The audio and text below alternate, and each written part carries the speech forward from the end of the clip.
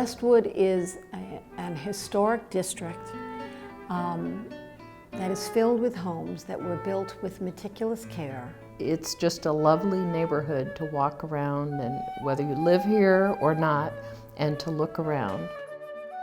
The story goes back that when the Balls ended up starting Ball State University, which was really taking over an old sort of normal college that had gone under, they very shrewdly ended up buying land in this area and put in sort of a top-line luxury neighborhood for the rich executives in town. And that's how Westwood got started. The person who laid out this community was a landscape architect. So there was really a lot of attention paid to the landscaping. Arthur Ball and Charlie Bender.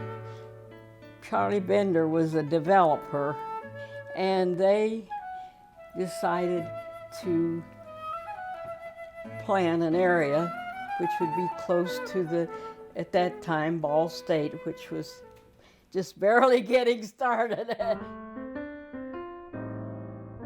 It's everything from ranch houses to Tudors to French provincials to a little bit of everything. And it all seems to work together very nicely. If you look at it, you can see that there's certain homes that look the same, but you see that there are groupings of those homes. And so I'm guessing that builders came in and the neighborhood grew in stops and starts. They're built between, roughly the early 20s. Some of them were built as late as the 50s, and I think a couple in the 60s. So it, in some sense, is a hodgepodge, but it kind of works. As the designs evolved, the neighborhood evolved. And it's interesting because one of the things that attracted me to the place was its proximity to the university. And sometimes I think about the parallels between the way the university evolved from a teacher's college into a full-blown university, and I think this neighborhood sort of evolved with it. One of the nice things about Westwood is that we're really within walking distance of Ball State. We're 2 blocks from Cooper Science, and we're really 1 block from the Art and Journalism building. So there's a lot of Ball State families who live here because I think we're so close to the university. But there's also folks who represent all walks of life who live in Westwood. And I think you would find that most people who live in Westwood have lived here for many, many years. It's sort of interesting because houses in the neighborhood often get known by the people that lived in them in the past. And I guess we've been in Muncie a long time when people say to the people that live in 1020, oh, you live in the old Bohannon house. Some of the things that are quite different now are the residents. If you go back and look at the 30s and 40s and 50s, there were probably Ball Corporation executives living in this neighborhood. I think it was probably built primarily by the Ball family and for their employees, their executives. It's now been repopulated with people, I think, heavily from the university, but also from the hospital.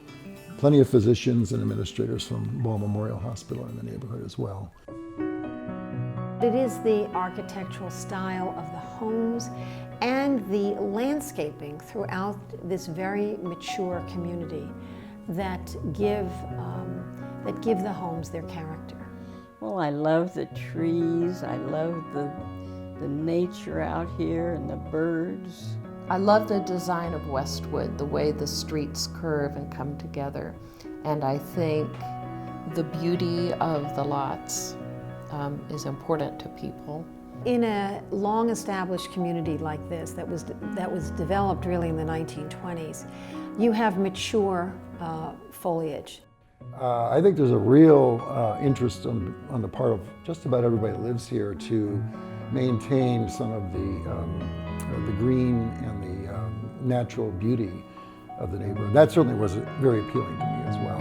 To me, that's what makes it such a beautiful neighborhood, is the trees and the close proximity to the hospital and Ball State University.